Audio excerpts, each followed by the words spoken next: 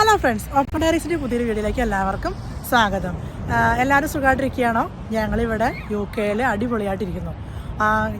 ഈ വെതറിൻ്റെ ഒരു ചേഞ്ച് കാരണം കുറച്ചൊരു കോൾഡും ജലദോഷവും കഫും ഒക്കെ ആയിരുന്നു. അതൊക്കെ ഇപ്പോൾ ഒന്ന് സെറ്റിലായി വരുന്നതേ ഉള്ളൂ. ഒക്കെ റെഡിയായി വരുന്നതിൻ്റെ വോയിസ് ബാക്ക് നോർമലായി വരുന്നേ ഉള്ളൂ കേട്ടോ. അതിൻ്റെ ഇടയ്ക്ക് നമ്മുടെ ചേട്ടായും പിള്ളേരൊക്കെ നാട്ടിൽ നിന്ന് വന്നു. നമ്മളിവിടെ UK ന്യൂ ഇയറായിട്ട് ന്യൂ ബിഗിനിങ് 3 വർഷത്തിന് ശേഷം ഞാൻ എൻ്റെ ഫാമിലിയുടെ കൂടെ ജീവിച്ചു തുടങ്ങുവാണ്. അപ്പം ഒത്തിരി വിശേഷങ്ങൾ നിങ്ങളോട് അതുമായിട്ട് പറയാറുണ്ട്. അപ്പം വെൽക്കം ടു ദി വീഡിയോ.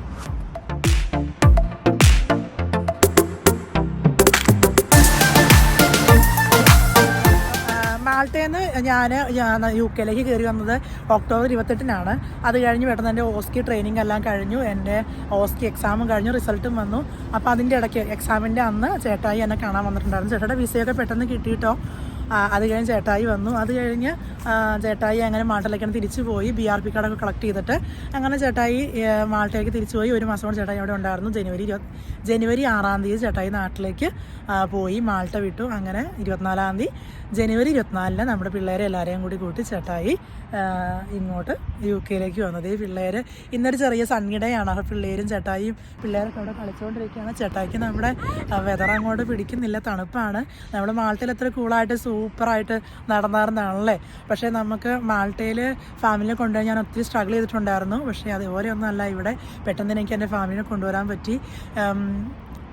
പെട്ടെന്ന് ഉണ്ട് കേട്ടോ. അങ്ങനെയുള്ള കാര്യങ്ങളെല്ലാം പെട്ടെന്ന് നടന്നു. പിന്നെ ഞാനും അത് പിന്നെ നേഴ്സായിട്ട് ഞാൻ എൻ്റെ കരിയർ തുടങ്ങിയില്ല. ഞാനിപ്പോഴും സ്റ്റിൽ ബാൻഡ് 4 ആണ്. എൻ്റെ പിൻ നമ്പറിന് വേണ്ടി ഞാൻ വെയിറ്റ് ചെയ്യുവാണ്. പിന്നെ അതിൻ്റെ ഇടയ്ക്ക് ചേട്ടായിക്ക് ഒരു ജോലി റെഡി ആയിട്ടുണ്ട്. അപ്പം ചേട്ടായി ഇവിടെ ഒരു പെട്രോൾ പമ്പിൽ പമ്പും അതിൻ്റെ കൂടെ ഒരു സ്റ്റോറും അങ്ങനെ എല്ലാം കൂടിയൊക്കെ ആയിട്ട്. പിന്നെ നമ്മുടെ പിള്ളേരെല്ലാം സ്കൂളിൽ ചേർത്തു. പിള്ളേർ വരുമ്പോഴത്തേക്കും തന്നെ ഞാൻ സ്കൂളെല്ലാം അറേഞ്ച് ചെയ്ത് വെച്ചിട്ടുണ്ടായിരുന്നു. അപ്പം അവിടുത്തെ പ്രിൻസിപ്പൾ പറഞ്ഞു, വൺസ് നിങ്ങളൊന്ന് ഇവിടെ വന്നൊന്ന് സെറ്റിലായതിനു ശേഷം പറഞ്ഞാൽ മതി, പിള്ളേരെ വെൽക്കം ചെയ്യാം, നമുക്ക് സ്കൂളിൽ അറേഞ്ച് ചെയ്യാമെന്നൊക്കെ പറഞ്ഞു. അങ്ങനെ പിള്ളേർ വന്നൊരു 5 ദിവസം കഴിയുമ്പോഴത്തേക്കും ഞാൻ സ്കൂളിൽ ഇൻഫോം ചെയ്തു. അങ്ങനെ പിള്ളേർ സ്കൂളിൽ പോയി തുടങ്ങി. പിള്ളേർക്ക് സ്കൂൾ ഇഷ്ടമാണ്, അവരത് ഫോളോ ചെയ്തു വരുന്നു. ഇംഗ്ലീഷും ഇവരൊക്കെ പിന്നെ പൊതുവെ കാർട്ടൂൺസും സിനിമകളും എന്തൊക്കെയോ കാണുന്നതാണല്ലോ ഇംഗ്ലീഷിൽ.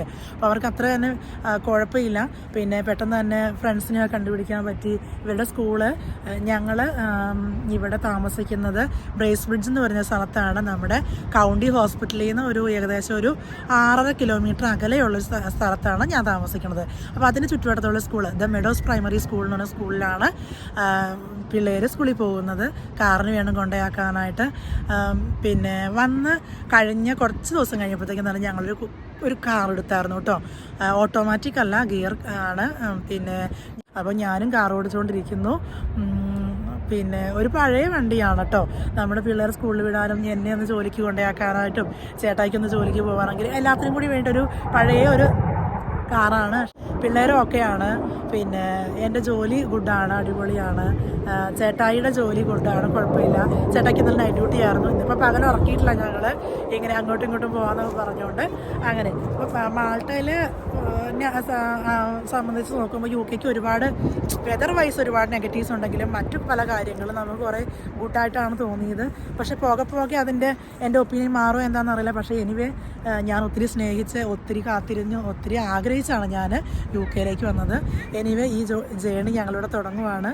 പിള്ളേരും കുടുംബവും ഒക്കെ ആയിട്ട് 3 വർഷം ഞാൻ ഇവരെയൊക്കെ വിട്ടു നടന്നല്ലേ. പിള്ളേരൊന്നും നമ്മുടെ കൂടെ ഇല്ലായിരുന്നല്ലോ. ഇപ്പോഴാണ് പിള്ളേരൊക്കെ ആയിട്ടുള്ള ലൈഫ് ഞാൻ തുടങ്ങുന്നത്. അപ്പം മുന്നോട്ടും ഇതുപോലെ നമ്മുടെ ഇൻഫോർമേറ്റീവ് വീഡിയോസും അല്ലെങ്കിൽ നമ്മളെവിടെയെങ്കിലും കറങ്ങാൻ പോകുന്ന വീഡിയോസൊക്കെ ആയിട്ട് നമ്മൾ വീണ്ടും ഒത്തിരി വീഡിയോസൊക്കെ എടുക്കും. അപ്പം ആ വീഡിയോസിലൊക്കെ നമുക്ക് വീണ്ടും കാണാം. പിന്നെ മാൾട്ടയുടെ ഒരുപാട് കാര്യങ്ങൾ ചോദിച്ചിട്ട് ഒത്തിരി പേര് മെസ്സേജ് ഇട്ടിട്ടുണ്ടായിരുന്നു കേട്ടോ. എനിക്കറിയാവുന്ന കാര്യങ്ങളെല്ലാം ഞാൻ അടുത്ത വീഡിയോയിൽ തന്നെ പറയാം. പിന്നെ നിങ്ങളുടെ കീപ്പ് ഓൺ വാച്ചിങ് വേണം. ഒത്തിരി ഗ്യാപ്പ് വന്നു നമ്മുടെ വീഡിയോയ്ക്ക്. നമ്മുടെ ചാനലിൽ 15,000 സബ്സ്ക്രൈബേഴ്സ് ഉണ്ടെങ്കിൽ കൂടി നമ്മുടെ വ്യൂവേഴ്സ് കുറവാണ്. ഒന്നുമില്ലൊരു കണ്ടിന്യൂറ്റി ഇല്ലായിട്ടാണെന്ന് എനിക്കറിയാം. പിന്നെ അപ്പോൾ അത്രയേ ഉള്ളൂ. പുതിയൊരു വീഡിയോ കാണാം. അതുവരെയൊക്കെ എല്ലാവർക്കും ടാറ്റാ.